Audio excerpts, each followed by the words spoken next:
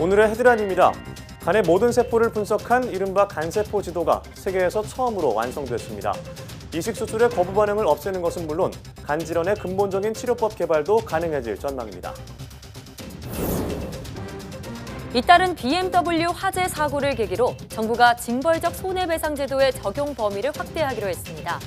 이에 따라 생명이나 신체적 피해뿐 아니라 자동차 결함으로 재산 손실을 입힌 경우도 제조사가 손해액의 최대 5배를 배상해야 합니다. 라돈 침대에 이어 생활제품에서 기준치 이상의 피폭 설량이 검출되면서 방사선 공포가 확산하고 있습니다. 생활 속 방사선은 우리 몸에 어떤 영향을 미치고 얼마나 위험한지 과학 본색에서 자세히 알아봅니다. 이른바 액체 괴물로 불리는 장난감 슬라임에서 인체에 해로운 물질이 발견돼 논란이 일고 있습니다. 사람은 물론 환경에도 악영향을 미치는 장난감 속 유해 물질은 무엇인지 에코 매거진에서 짚어봅니다.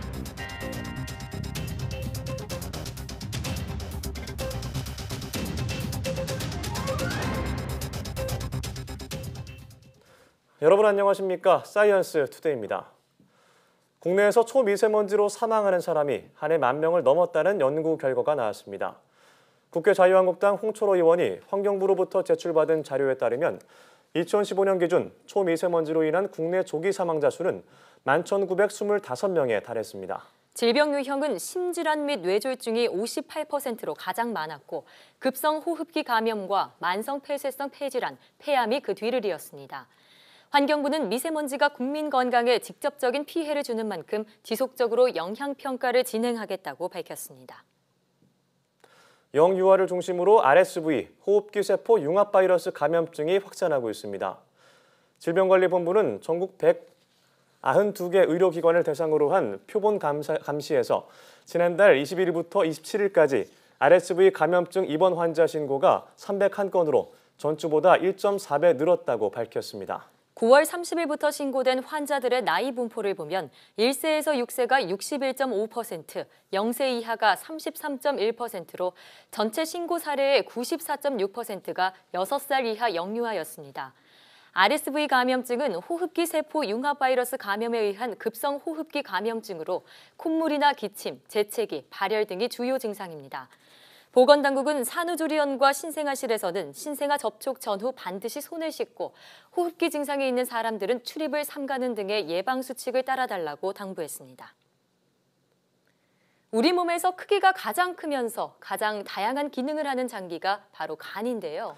해외 연구진이 간의 모든 세포를 분석한 인간 간세포 지도를 세계 최초로 완성했습니다. 최소라 기자의 보도입니다. 인체의 화학 공장으로 불리는 간. 몸에 필요한 물질을 합성하고 독소를 분해하는 등 500여 가지 역할을 담당하는 것으로 알려졌습니다. 하지만 간의 어떤 부분이 어떤 기능을 하는지는 정확히 밝혀지지 않았습니다. 캐나다 연구진은 간에 있는 8,000여 개 세포의 유전자를 분석해 세계 최초로 인간 간세포 지도를 완성했습니다. 어떤 간세포가 병원균을 잡아먹는지, 쓸개즙을 만드는지 또는 비타민을 저장하는지 구별해낸 겁니다. 간세포는 이렇게 역할에 따라 크게 20개 집단으로 분류됐습니다. 20 years we've been looking at the liver almost as a soup of cells. So we really wanted to take that soup and refine it to the individual components, like the individual musicians in an orchestra. Figure out which instrument is out of tune and then tune it. 연구진은 특히 면역세포 가운데 염증을 일으키는 집단과 염증을 없애는 집단이 존재한다는 사실에 주목했습니다. 이 두 세포의 활동을 적절하게 조절하면 간 이식 수술의 거부 반응을 없앨 수 있고 나아가 치료법 개발도 가능하다고 설명합니다. So if we can find the individual molecular issues within disease or the cells that can be specifically targeted, then the dream in the future is to develop future therapies to treat these patients so they never require a transplant. 이번 연구는 인체 모든 세포의 역할을 밝혀내자는 휴먼셀 아틀라스 프로젝트의 일부로 국제학술지인 네이처 커뮤니케이션즈에 실렸습니다. YTN 사이언스 최소라입니다. 국내 항생제 사용량이 OECD 평균의 1.6배나 되는 것으로 나타났습니다. 건강보험심사평가원이 국회 보건복지위원회 이명수 의원에게 제출한 자료를 보면 2016년 우리나라 국민 1000명당 하루 항생제 사용량은 34.8 DID로 OECD 평균 21.2 DID보다 1.6배 높았습니다. 또 우리나라의 항생제 사용량은 2008년 26.9 DID에서 꾸준히 증가한 것으로 나타났습니다. 이명수 의원은 우리나라와 OECD와의 항생제 사용량 격차가 더 벌어지고 있는 상황이라며 항생제 사용을 성공적으로 줄인 해외 사례를 연구할 필요가 있다고 지적했습니다. 최근까지 BMW 차량의 운행 중 화재가 잇따라 발생하면서 정부가 대응책 마련에 나섰는데요. 특히 생명이나 신체에 중대한 손해를 끼친 경우에만 책임을 물리는 징벌적 손해배상 제도를 자동차 결함으로 인한 피해까지로 확대하는 법안이 마련됐습니다. 보도에 김현우 기자입니다. 도로 위 불차로 불리며 운전자뿐만 아니라 시민들에게 위협을 안겨준 BMW 차량 연쇄 화재. BMW 측이 이런 화재 위험을 알게 된 건 지난 2016년 11월입니다. 하지만 꽁꽁 숨기다 화재가 잇따르자 2년 가까이 지난 뒤에야 부랴부랴 늑장 리콜에 나섰습니다. 화재의 원인에 대해서는 시종일관 모르쇠로 버텼습니다. BMW 차량 지침에 이 EGR 밸브는 냉각 온도가 50도보다 낮을 때 열린다 이렇게 규정되는 게 맞죠? 그것도 모르십니까? 죄송합니다. 잘 모르고 있습니다. BMW 화재에 대한 국민적 공분이 커질 대로 커진 상황. 급기야 정부는 생명이나 신체에 중대한 손해를 끼친 경우에만 적용되는 징벌적 손해배상을 자동차 결함에 따른 피해에도 적용하는 방안을 마련하기로 했습니다. 제작자가 결함을 알면서도 아무런 조치를 하지 않아 중대한 손해가 발생하는 경우에는 재산상의 손해에 대해서도 배상할 수 있도록 하고 손해배상 한도액도 손해액의 5배에서 10배까지로 상향하는 방안을 국회와 정부는 최근 논의를 거쳐 배상의 기준을 피해액의 최고 5배로 정하는 법안을 마련했습니다. BMW 화재처럼 제조사가 결함을 알고도 즉시 바로잡지 않아 생명이나 신체뿐 아니라 재산에 중대한 손해를 입힌 경우 손해액의 최대 5배까지 배상하도록 했습니다. 또 자동차의 제작 결함 여부를 입증해야 할 책임은 자동차 제조사에 돌아가도록 했습니다. YTN 김현우입니다.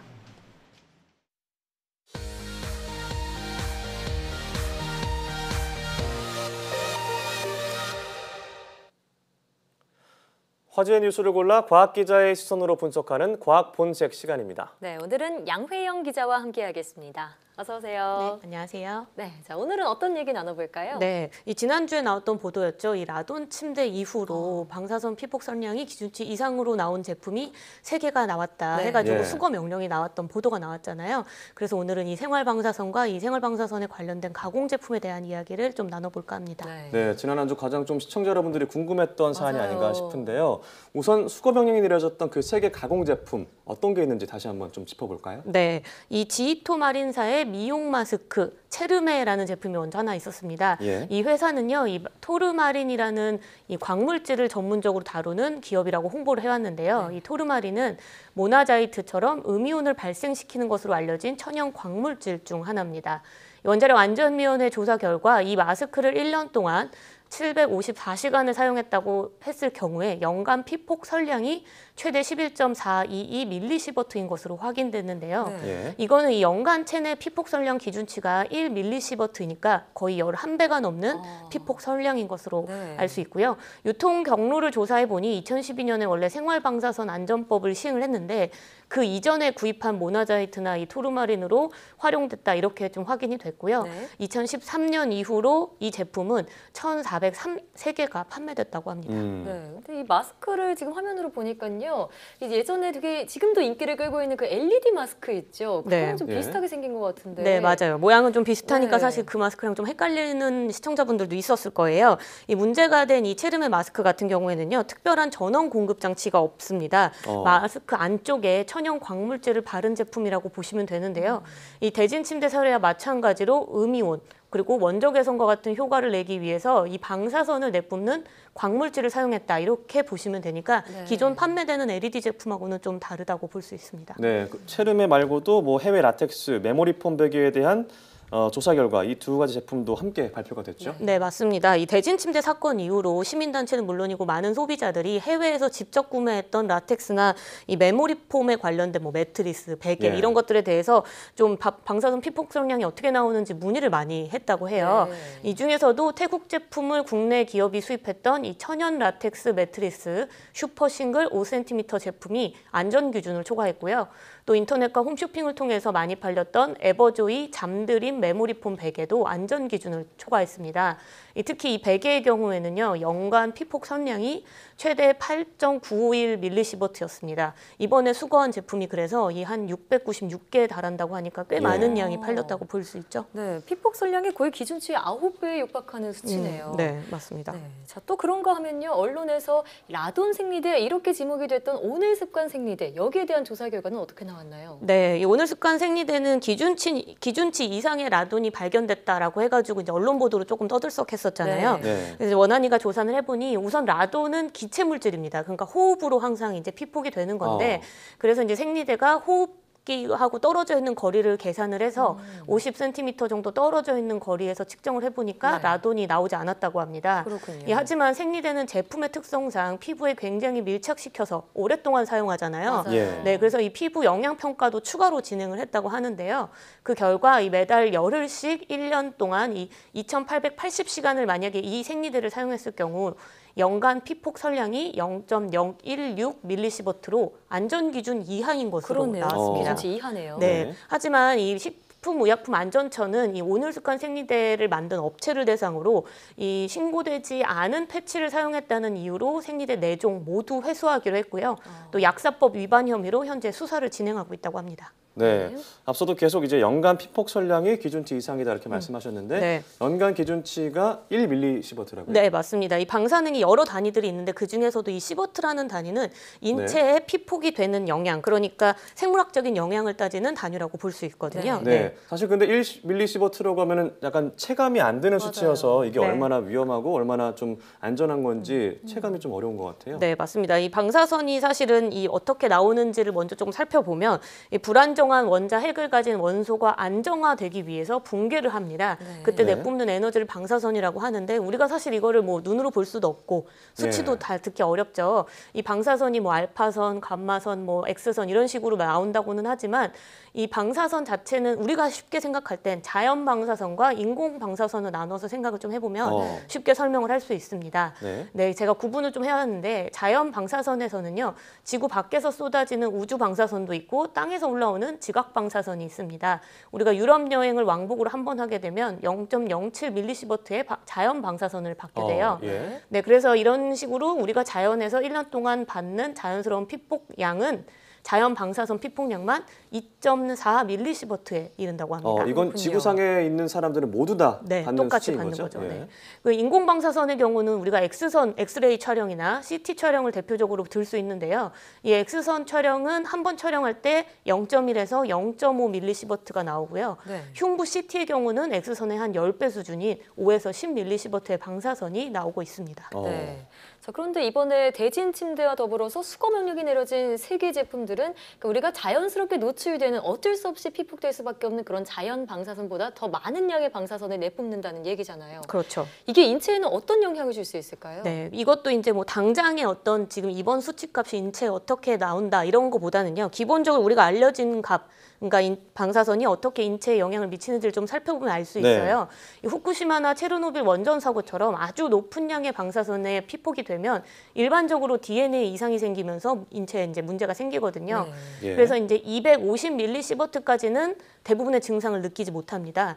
하지만 이제 밀리시버트의 단위의 1000배인 1에서 2시버트 정도가 방사선에 피폭이 되면 림프구가 줄어들면서 메스껍고 식욕부진 증상을 예. 겪을 수 있고요. 네. 2에서 뭐 3시버트 정도의 만약에 방사선에 노출되면 30일 뒤 사망률이 35%, 네. 그다음에 5시버트에 이르면 사망률이 거의 50%에 이르면서 뭐 출혈, 뭐 탈모 이런 것들이 경험할 수 있다고 합니다. 갈수록 높아지네요. 네. 사망률이. 그리고 굉장히 심각한 수준인 뭐 50에서 80 시버트 정도의 세기에 노출된다면 전신 장애가 오면서 거의 뭐 수초에서 수분 안에 그 자리에서 거의 즉시 사망이 되는 정도로 네. 굉장히 네. 위험한 수준입니다. 네, 그러면은 이번에 좀 제기됐던 제품들 보면은 8에서 11mSv 정도 되잖아요. 좀 네네. 약간 상대적으로 미량일 수는 있지만 네. 이게 인체에 어떤 영향을 좀 줄 수 있을까요? 네, 이게 우선은 아쉽게도 이런 미량 방사선에 대해서 인체에 어떤 영향을 미치는지는 사실 지금 거의 정확하게 조사된 결과값이 없는 상황이에요. 이 원래 아까 말했지만 이 방사선은 굉장히 고선량으로 맞을 땐 DNA가 파괴되면서 염색체 검사를 하면은 피폭 여부를 원래 알 수 있습니다. 네. 하지만 라돈 침대처럼 피폭 선량값이 굉장히 미량이라면 염색체 검사를 통해서는 거의 확인하기 어렵다고 합니다. 이 또 과거 원자폭탄의 피해자들이나 원전 종사자들의 경우 이 굉장히 대량의 집단을 대상으로 이제 연구를 해본 결과 한 100mSv 이상으로 피폭된 사람들은 암 발생률이 증가하더라. 이것까지는 확인했는데 네. 그 이하는 굉장히 지금 적잖아요. 네. 그렇기 때문에 이 미량의 방사선과 질량의 상관관계는 아직 못 찾은 상황이라고 하는 거죠. 그렇군요. 그러니까 미량의 방사선이 인체에 어떤 영향을 줄지는 아직은 알 수 없지만 혹시 모를 위험성에 대비해서 그 기준을 정해놓고 있는 거잖아요. 네. 근데 만약에 그 기준 이하의 제품이라면 안심하고 써도 되는 건지 저는 이 부분 좀 궁금하더라고요. 네, 네. 맞아요. 이 아무래도 뭐 사실 아무리 적어서 인체에 이제 뭐 질병과의 상관관계가 없다 하더라도 걱정되는 건 마찬가지잖아요. 그래서 전문가들은 이 방사선 피폭이 얼마만큼 노출됐냐, 그러니까 많은 양으로 노출됐냐 이거보다는 얼마나 오랫동안 또 얼마나 자주 꾸준히 방사선에 노출됐느냐가 사실 인체에 더 큰 영향을 미친다고 이야기하거든요. 그래서 이 방사선 피폭과 관련돼서는 알랄라 원칙을 꼭 지켜야 한다 이렇게 이야기를 하고 있습니다. 알랄라 원칙이요? 네, 이게 어떤 기준인가요? 이 알랄라 원칙이라는 거는 1973년 국제 방사선 방호위원회가 제시한 원칙인데요. 이 합리적인 수준까지 가능한 한 낮게 줄이자라는 이 영어의 앞글자를 따온 말입니다. 예. 우리가 뭐 X선이나 CT처럼 치료 목적으로 어쩔 수 없이 피폭되는 경우를 제외한다면 아무리 적은 양이라도 최대한 방사선은 피폭되는 양은 줄이자 이렇게 이야기를 하는 거거든요. 네. 예. 자, 그러니까 최대한 노출되지 않도록 하는 게 좋다 이런 얘긴데요. 근데 만약에 내가 쓰는 제품 중에 방사선 피폭이 좀 의심된다 이런 제품들이 좀 있다면, 찝찝하다, 네, 이런 찝찝하다 이런 제품들이 있다면 어떻게 해야 될까요? 네, 지금 그거에 관련해서 이 원자력 안전위원회가 생활방사선 관련 제품들에 대해서 이제 총 책임을 맡고 있는데요. 이번에 생활방사선 안전센터를 구축했습니다. 네. 이 생활방사선 의심 제품의 그 제품들을 조사하는 거를 지금보다 더 확대하기 위해서 센터를 만든 건데요. 지금까지는 이 등록된 모자나이트 취급 업체를 중심으로 어디로 판매가 됐는지 수입이 됐는지 이런 걸로 이제 조사를 했는데 네. 사실상 이렇게 하면 신고가 안 된 제품도 있고 거짓으로 신고한 제품도 있기 때문에 한계가 있죠. 네, 그래서 이번에는 이 제보를 기반으로 해서 조사를 좀 더 철저하고 광범위하게 하기 위해서 이제 계획을 하고 있고요. 네. 그래서 이제 원하시는 분들, 만약에 우리 집 제품이 좀 의심스럽다 하는 분들은 이 생활방사선 안전센터에 콜센터가 있습니다. 네. 번호가 1811에 8336이에요. 네. 1811에 이쪽이나 뭐 아니면 온라인 접수, 그러니까 홈페이지를 들어가서도 접수를 하실 수 있어요. 그래서 이제 들어가셔서 선택을 하시면 이제 제보를 하시면 조사를 해주고 있고요. 그리고 이제 센터에서는 올해 말까지 뭐 조사 인력은 3배, 분석 장비는 2배로 확대해서 제품들에 대한 어떤 정보를 철저하게 공개하겠다고 했습니다. 네, 정말 개인이 평상시에 좀 주의 깊게 관심 가지는 노력도 필요하지만요. 기업들, 제품을 만드는 기업들의 책임 있는 자세가 우선되어야 할 것 같습니다. 맞습니다. 오늘 과학고세 잘 들었습니다. 네, 고맙습니다. 여러분 안녕. 저는 과학을 사랑하는 과학 덕후 곽덕이에요. 오늘은 독일의 천문학자인 요하네스 케플러에 대해 알아볼까요? 케플러가 우주를 연구하던 시대에는 지구를 중심으로 행성들이 돈다는 천동설과 태양을 중심으로 행성들이 돈다는 지동설이 서로 대립했는데요. 케플러는 지동설을 주장했지만 당시 지동설로는 태양의 주변을 행성들이 어떤 형태로 돌고 있는지 설명하지 못했어요. 그래서 케플러는 행성의 움직임을 연구했고 궤도, 면적, 시간에 의해 행성은 타원 모양으로 태양을 돌고 있다는 사실을 밝혀냅니다. 케플러의 발견으로 결국 지동설을 입증하게 된 거죠. 오늘은 우주의 신비를 밝힌 케플러에 대해 알아봤는데요. 어떠셨나요? 그럼 곽덕이의 1분 과학은 여기서 마칠게요. 안녕!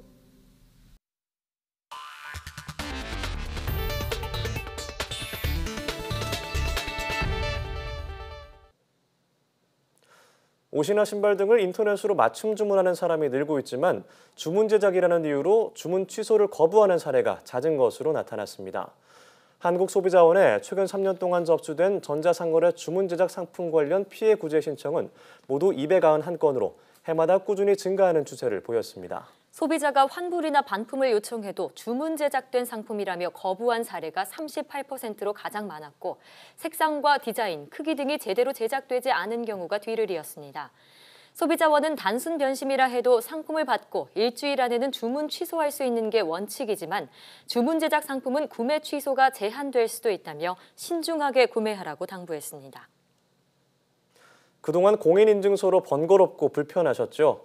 이를 해결하기 위해 은행권이 올해 새로운 인증 시스템을 도입했습니다. 뱅크사인이라는 시스템인데요. 정작 이용자들은 잘 모르고 있습니다. 그 이유가 뭔지 조태현 기자가 설명해드립니다. 은행을 이용할 때마다 비밀번호를 입력했던 공인인증서. 하지만 휴대전화에 애플리케이션을 설치하자 지문 인증으로 간단하게 은행에 연결됩니다. 컴퓨터를 이용할 때도 별도 프로그램 설치 없이 모바일로 쉽게 인증해 이체까지 이루어집니다. 지난 8월 은행권에서 개발해 선보인 새 인증 시스템 뱅크사인입니다. 암호화폐의 기반 기술로 유명세를 떨친 블록체인 기술을 적용했는데 인증서 정보가 개별 은행에 나눠서 저장되는 만큼 위조가 사실상 불가능합니다. 유효 기간도 공인인증서보다 훨씬 긴 3년으로 재발급의 번거로움을 줄였고 통합 인증이라 별도의 등록 절차 없이도 모든 은행에서 바로 쓸 수 있습니다. PC에 액티브엑스나 보안 프로그램 등을 설치하지 않고도 스마트폰 인증을 통해 PC 인터넷 뱅킹을 이용할 수 있습니다. 다만 아직은 한계가 명확하다는 지적입니다. 편의성을 높이긴 했지만 결국 인증을 위한 수단이라 많은 비판을 받아온 공인인증서와 크게 다르지 않다는 겁니다. 더 큰 문제는 인지도가 낮다는 점입니다. 대체할 게 그 뱅크사인이라고 했는데 들어본 적도 없고 막상 은행에서는 알려준 적도 없는 것 같아요. 실제로 안드로이드 모바일 기준으로 지금까지 뱅크사인 설치는 아직 10만 건의 벽도 넘지 못했습니다. 뱅크사인이 금융거래의 한 축을 담당하기 위해선 은행 연계 서비스 등 기존 인증 시스템과는 다른 차별화된 모습을 보여줘야 한다는 지적이 나오고 있습니다. YTN 조태현입니다. 올해 국정감사에서 방만 경영 문제가 지적된 기초과학연구원에 대해 정부가 특별 점검에 나섭니다. 과학기술정보통신부는 연구직과 행정직의 처우 차이, 겸직과 병가 등 인력관리 문제 등이 국감에서 지적된 기초과학연 조직 운영에 대해 특별 점검을 실시한다고 밝혔습니다. 정부는 기초과학연구원과 유사한 연구기관 중 연구직과 행정직 처우 수준 비교 검토와 현장 점검 등을 통해 이달 말까지 문제점을 분석하고 개선 방안을 마련할 계획입니다. 미국의 동영상 스트리밍 서비스 기업인 넷플릭스가 국내에 상륙한 지 3년이 다 돼가는데요. 엄청난 콘텐츠를 보유한 넷플릭스가 본격적으로 한국 제작물을 쏟아내기 시작하면서 영상 시장의 기대와 우려가 교차하고 있습니다. 최두희 기자가 보도합니다. 넷플릭스 사용자 최정명 씨. 기기를 옮기며 이어보기 편하다는 점 등을 장점으로 꼽습니다. 시간에 구애받지 않고 다운받았다가 이동하면서 볼 수 있었고 그리고 몰아볼 수 있다는 게 하나의 장점인 것 같습니다. 유료 회원만 1억 3천만 명에 달하는 거대 공룡 넷플릭스는 지난 2016년 1월 국내 시장에 진출했습니다. 현재 국내 가입자는 30만 명 수준으로 추정됩니다. 지난해 봉준호 감독의 옥자를 선보인 데 이어 올해는 유재석이 출연한 예능 범인은 바로 너, 빅뱅 승리 주연의 YG전자, 애니메이션 라바 아일랜드 등 우리 제작물을 잇따라 내놓고 있습니다. 넷플릭스는 한국의 콘텐츠를 전 세계 회원국과 나눌 수 있도록 적극적으로 스토리 발굴에 나서겠다고 밝히며 앞으로의 영향력 확대를 예고했습니다. 전문가들은 넷플릭스의 이 같은 움직임이 우리 미디어 업계의 기회이자 위협 요인이라고 입을 모읍니다. 콘텐츠 제작자 입장에선 제작비를 지원받을 수 있다는 점이 장점으로 꼽힙니다. 기회 요인과 위험 요인으로 나누어 생각해 볼 수가 있는데요. 일단 기회적인 측면에서 보면 넷플릭스가 한국 콘텐츠에 대한 투자를 상당히 강화할 거라고 생각합니다. 그래서 콘텐츠 투자가 상당히 늘어날 것이고요. 두 번째는 한국 콘텐츠가 세계 시장으로 나갈 수 있는 새로운 유통 창구가 될 거라고. 하지만 미디어 시장을 좌우할 수 있는 게임 체인저로 급부상하면서 국내 시장을 흔들 것이라는 우려도 나옵니다. 우리 방송 시장이 거대 미디어 산업, 특히 이제 글로벌한 미디어 산업에 의해서 장악될 수 있다는 위험성을 안고 있는 거죠. 지금 당장은 아직은 영향력이 좀 제한적이지만 시간이 지나면 지날수록 영향력이 확대될 가능성이 있어요. 넷플릭스가 한국에서 단순한 플랫폼에서 벗어나 콘텐츠 제작자로 영역을 넓혀감에 따라 미디어 업계의 희망과 우려가 교차하고 있습니다. YTN 최두입니다.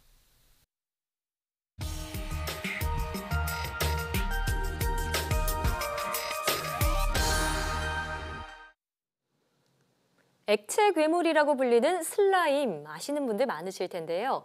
말캉말캉한 신기한 촉감을 즐기거나 원하는 모양으로 변형시켜서 갖고 놀 수 있어서 어린아이부터 성인까지 선풍적인 인기를 끌고 있습니다. 하지만 이 액체 괴물은 인체는 물론 환경오염의 주범으로까지 떠오르고 있는데요. 오늘 에코 매거진에서는 허정림 환경공학 박사와 함께 액체 괴물의 습격에 대해서 이야기를 나눠보겠습니다. 안녕하세요. 어서 오세요. 네, 사실 이 액체 괴물이 저 초등학생 때도 있었습니다. 그래서 말캉말캉 갖고 놀았던 기억이 있는데 사실 그때도 냄새가 좀 안 좋긴 했어요. 근데 이번에 국정감사에 등장할 정도로 좀 논란이 됐는데 어떤 내용인지 설명 부탁드리겠습니다. 네, 최근 액체 괴물에서 환경과 인체에 유해한 물질이 많이 발견이 되었는데요. 지난 1월 국가기준표준원에서 어린이 제품 안정성 조사를 시행한 결과 14개 액체 괴물 제품에서 환경 호르몬이 프탈레이트 가소제가 발견되었고요. 또 문제가 되었던 가습기 살균제 성분인 CMIT, MIT가 기준치의 최대 2.8배나 초과인 것으로 나타났습니다. 액체 괴물을 만들 때 들어가는 붕산은 세제에 사용되기 때문에 인체에 유해합니다. 또한 맨손으로 만지는 것은 화상을 입을 수 있으니 위험하고요. 그래서 반드시 10분 이상 만지지 말고 만진 후에도 꼭 손을 깨끗이 씻어야 합니다. 네, 근데 이 액체 괴물 즉 슬라임은 최근에 슬라임을 직접 만들어서 갖고 놀 수 있는 카페까지 나올 정도로 정말 인기인데요. 근데 이렇게 인체에 유해한 물질이 많이 들어있으면 어른들한테도 안 좋지만 특히 아이들 건강에 되게 안 좋을 것 같아요. 그렇습니다. 그래서 아이를 가진 엄마들의 고민이 매우 크죠.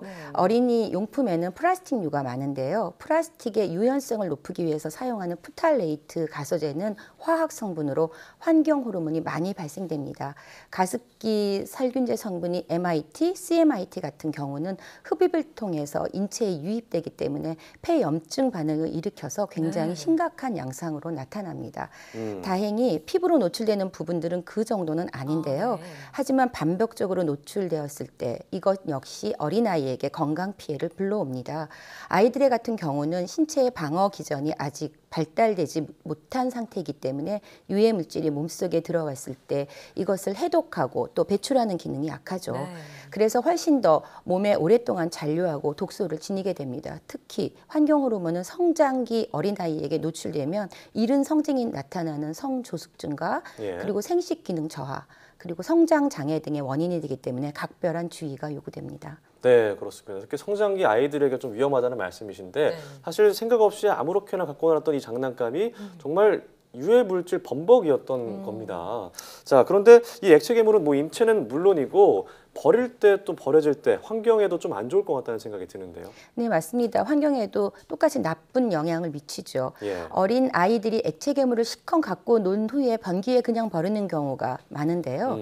그냥 버리면 물을 오염시키는 것은 물론이고 액체 괴물 속에 넣어져 있는 작은 알갱이들은 바로 하수 처리 과정에서 걸러지지 않습니다. 이것들은 마이크로 비즈라고 하는 미세 플라스틱인데요. 미세 플라스틱이 들어가 있군요. 한 번쯤은 다 사용해 보시고 또 생활용품에서 접해 보셨을 텐데요. 목욕 세정 용품이라든지 세제라든지 또 샴푸, 치약 이런 것 등에 많이 들어 있습니다. 그래서 또 본래 형태 그대로 쓰레기로 배출하면은 또 썩어서 또는 악취를 풍기거나 곰팡이가 생길 수도 있어요. 그렇기 때문에 무심코 이렇게 우리가 버린 유해 물질이 토양 오염과 그리고 수질 오염이 발생시키면 다시 우리 몸으로 들어온다는 것은 생태계의 원리이기 때문에 버릴 때도 주의를 하셔야겠습니다. 그렇죠. 그러면 어떻게 버려야지 환경 피해를 최소화할 수 있을까요? 먼저 변기나 또 쓰레기통에 그냥 버리시면 안 됩니다. 예. 예, 먼저 액체 괴물을 최대한 넓게 펼칠 수 있는 비닐봉지나 평평한 판 위에 액체 괴물을 넓게 펼치신 후에 그 말리시는 시간을 최소화할 수 있고요. 넓게 펼쳐야. 네. 그리고 하루에 한 번씩 이렇게 뒤집어주면서 햇볕에 말리신 후 바짝 말라지면 그때 잘게 잘라서 종량제 봉투에 버리시면 됩니다. 네, 버리기 전에 바싹 말리고 잘게 잘라서 버리라는 것 네. 잊으시면 안 될 것 같습니다. 자, 그런데 요즘에 인터넷이나 뭐 SNS에 이 액체 괴물을 만드는 방법이 올라와서 또 많이 사용하고 있는데 좀 검증이 안 된 유해 물질이라 좀 더 위험할 수 있을 것 같아요. 네, 맞습니다. 가장 큰 원인 중에 하나는 검증되지 않은 방법이 인터넷상에서 유통되고 또 회자되면서 확산된다는 점입니다. 네. 그래서 가장 널리 쓰이는 제조법은 문방구에서 그 파는 물풀과 약국에서 살 수 있는 화학약품인 붕사가루 그리고 약간의 물을 사용하는 방법인데요. 이런 제품은 싸고 구매가 쉬운데 이 세 가지 재료를 용기에 적당량 넣어서 5분간 섞어주면 액체 괴물이 손쉽게 만들어집니다. 이때 접착을 위해서 사용하는 풀은 PVP라고 하는 고분자 화학물이 주성분이고요. 그리고 고체인 붕사가루는 특수유리나 도자기의 유화골로 그리고 렌즈 세척약 등의 용도로 사용되도록 검증된 것이지만 붕사와 풀을 임의로 섞었을 때 일어나는 결과는 연구된 바가 없다라는 사실을 유념해야 합니다. 네. 그래서 반드시 화학물질을 다룰 때는 전문가의 조언이나 또 안전한 방법인지 검증한 후에 사용해야 되겠습니다. 네, 그러니까 이 액체 괴물이 인체에 해로운 건 물론이고 환경에까지 피해를 줄 수 있다 이런 얘기인데요. 근데 어디서나 쉽게 구매할 수 있다 이 점이 좀 문제라는 생각이 들어요. 정부에서는 어떤 대책을 내놓고 있나요? 네, 지난 1월 국가기술표준원에서는 329개 어린이 제품에 대해서 안전성 조사를 실행한 결과 33개 업체의 49개 제품이 안전 기준을 충족하지 못해서 판매 차단 및 수거와 교환 등 리콜 명령을 내렸습니다. 국가기술표준원은 당시 보도자료를 통해서 이번에 처분된 제품을 제품안전정보센터 및 리콜 제품 알림위에 공개를 했고 위해 상품 판매 차단 시스템에 등록해서 전국 대형 유통 매장 및 온라인 쇼핑몰에서 판매를 원천 차단했다라고 발표를 했는데요. 하지만 일부 제품들은 여전히 구매가 가능한 것으로 확인됐습니다. 그래서 학교 현장에서 만나는 학부모들은 한결같이 왜 이렇게 해로운 물질이 버젓이 학교 앞 문방구 같은 데서 손쉽게 아이들이 살 수 있는 것이냐라고 하는 불만이었습니다. 이러한 유해 요소를 줄이기 위한 정부의 정책이나 또 학부모 모니터링 같은 그런 제도, 그런 근원적인 해결 방안이 모색되어야 되지 않을까 싶습니다. 네, 그렇습니다. 오늘은 뭐 액체 괴물에 대한 얘기를 하지만 사실 저희 어렸을 때도 막 불량 장난감 이런 거 되게 많았거든요. 맞아요. 근데 이전엔 더 많았을 거란 말이죠. 근데 지금까지도 이렇게 있다고 생각하니까 왜 이렇게 계속해서 이런 불량한 장난감 같은 것들이 만들어지는 걸까요? 네, 맞습니다. 그러니까 한때 유행하던 이제 빨대로 부는 그런 풍선에 들어있던 초산 에틸이라고 하는 물질은 인화성이 높아서 두통과 현기증 그리고 구토를 유발하는 물질로 2005년부터 청소년 유해 약물로 지정돼서 판매나 배포가 금지됐었던 게 있었고요. 또 문구점에서 저렴하게 파는 저가 화장품도 성분 표시가 전혀 없어서 단속 대상이 되기도 했는데요. 유럽연합이나 미국의 경우는 프탈레이트 등의 유해성이 확인이 되면 어린이 용품에 대해서 사용과 판매는 물론이고 해당 물질이 들어간 제품의 수입도 금지했습니다.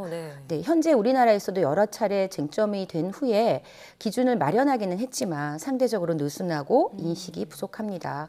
결국에는 기준치 초과로 적발돼서 고발 조치까지 이루어진다 하더라도 대부분 벌금형에 그치고 마는 것도 유해 제품을 근절하지 못하는 이유 중에 하나가 되겠죠. 네, 말씀을 듣다 보니까 좀 더 강력한 사전 모니터링 제도나 처벌 제도가 필요하겠다 이런 생각이 드는데요. 자, 이렇게 유해물질 가득한 어린이 제품들 완전히 뿌리 뽑으려면 어떻게 해야 할까요? 일단 뭐 집에서 액체 괴물 직접 만드시거나 그렇게 하지 마시라는 거고요.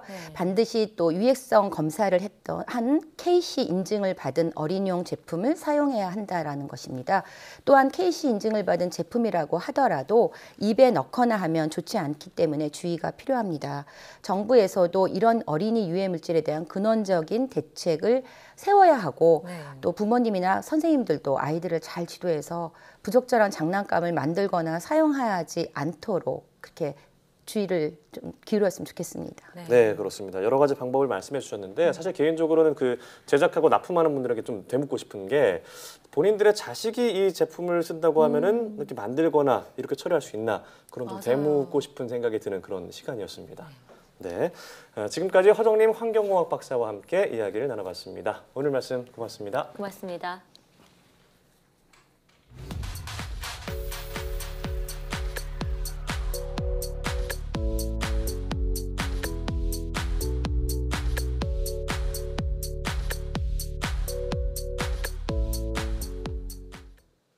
(1917년) 미국에서는 라듐이 어둠 속에서 푸르스름한 빛을 발하는 성질 때문에 위대한 발명품으로 불렸습니다. 그래서 당시엔 라듐 버터, 라듐 치약, 라듐 정수기 등 다양한 제품으로 출시됐었는데요. 네, 하지만 라듐의 부작용은 10년이 되기도 전에 발생했습니다. 사람들은 이가 빠지고 잇몸이 무너져 내렸고요. 육종이라는 암세포가 퍼져나가서 사망에 이르기도 했습니다. 당시엔 방사능의 위험성을 몰랐지만 지금은 그 위험성을 누구나 알고 있죠. 국민의 건강과 직결된 만큼 방사능에 대한 안전 강화에 힘을 기울여야 할 때입니다. 네, 사이언스 투데이 오늘 저희가 준비한 소식은 여기까지입니다. 함께해 주신 여러분 고맙습니다.